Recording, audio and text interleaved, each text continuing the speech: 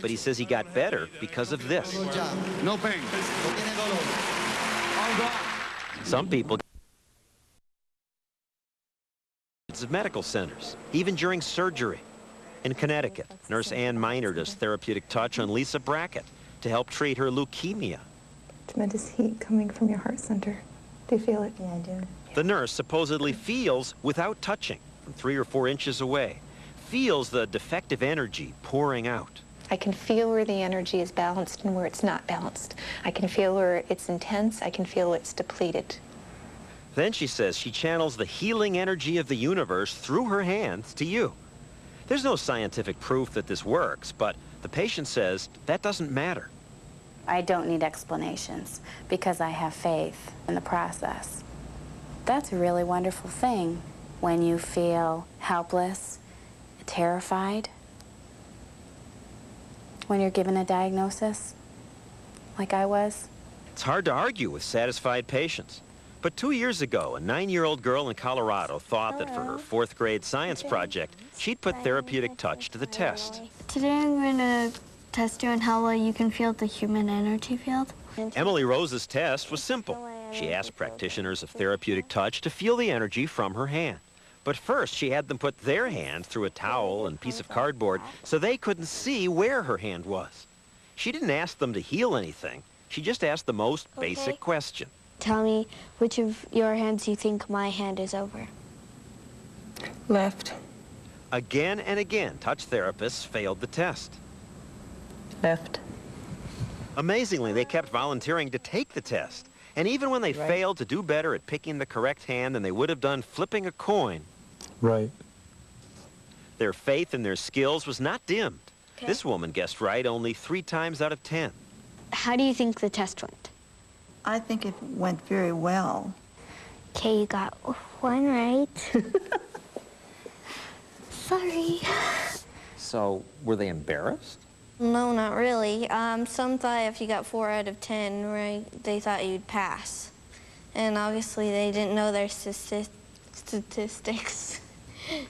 We asked more than a dozen therapeutic touch specialists to come here and take your test, and not one would. Does that surprise you? No. Why is it? Lots of people think that I'm scared I'm really good. Well, not that good. Though Emily's test got publicity, it was published in the prestigious Journal of the American Medical Association. Since then, therapeutic touch is practiced more than ever. 80,000 practitioners, most of them registered nurses, who say they can feel the human energy field by passing their hands over the body. Gee, I'll give them $1 million if they can prove that in a simple test that'll take less than 20 minutes. Do I hear anybody at the door, John? No. Where are they? Scientists say it's not that therapeutic touch or voodoo directly do anything physically to anyone. It's just that if you believe in them, they sometimes can have an effect. The placebo effect, it's called. If you think a therapy will work, that alone may make you feel better. Group 1 will be getting a substance that is a stimulant. At our request, psychiatrist Michael Aronoff told these students and teachers at Manhattan's Kaplan Educational Services that for a test, he would give some of them a stimulant and others a sleeping pill. What we are interested in is the effect on your usual sleep pattern. And if we like it, can we get it anyway? What they didn't know was that they were all given a placebo, an inert pill that doesn't do anything. The result? Well, 2 students felt nothing. I had no effect from this at all. It didn't change my sleep patterns. I thought it was a psychology experiment. But 3/4 of the group felt a difference, some a big difference. I felt great in the morning, even though I had much less sleep than I normally did. I would love to take this drug every day of my life if I could. So, if you know the name of it or where I can buy it, it would be beneficial. It was wonderful. I got good sleep, sound sleep, didn't wake up.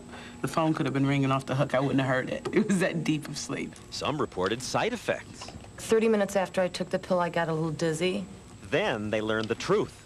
You all received the same substance. You all received a sugar pill. I'm not looking forward to being on national TV and saying that I took a sugar pill, and boy, it made me tired. I did feel tingling in my hands. I did. So the placebo can be a powerful medical aid. Sweet dreams. But it has its limits. If you start to believe in magical thinking, and the next time you go to a doctor and the doctor doesn't give you a satisfactory answer, you'd rather go to an alternative healer who's going to give you some boiled bark or some stone to wear around your neck.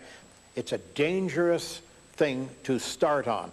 In New York, Dr. Nicholas Gonzalez treats cancer with things like coffee enemas, pancreatic enzymes, and organic food. The National Cancer Institute wants to study part of his treatment, which many patients say helped them. But others feel they've been seduced by a quack. It's a lifesaver to cancer patients, he says, a lifesaver. Flynn Warmington was Holly Schaefer's best friend. Holly died of cancer just 4 months after Gonzalez told her cancer wasn't her main problem. This is a guy giving coffee enemas. Why would she believe him? And if you get someone who's vulnerable, who has a desperate need having to do with life and death, whose life is threatened, they're very vulnerable to hearing what they want to hear. This guy had killed her. He had lied to her. Jack Gray, Holly's husband, says Dr. Gonzalez discouraged Holly from getting a bone marrow transplant that might have cured her. Gray is suing Gonzalez. All of this hope that he was pumping her full of was just slime. Maybe he kept her alive longer by giving her hope. I mean, bodies do heal themselves. Hope is a very good thing. There's no denying the value of hope. But hope is very unlikely to cure Hodgkin's disease. Gonzalez would not do a television interview with me about this, but he defends his alternative approach and denies the charges in Jack Gray's lawsuit. And natural treatments like his are more popular than ever. It's exciting and it's natural. Well, tobacco and bird droppings are also natural. Does that give them any particular charm? Are they good for us because they're natural? We are wonderful at self-deceiving. Michael Shermer, publisher of Skeptic magazine, is upset at how popular New Age therapies have become. There's a good reason why we live in the age of science, why the lifespan of humans has doubled in the last 150 years. It's entirely due to medical science, not medical pseudoscience. We're in a battle all the time to survive, to move ahead, and we're going to lose that fight if we start trying to use magic and spells and incantations. We've got to depend upon reality. We'll be right back with James Randi's hoax that fooled everybody. When John Stossel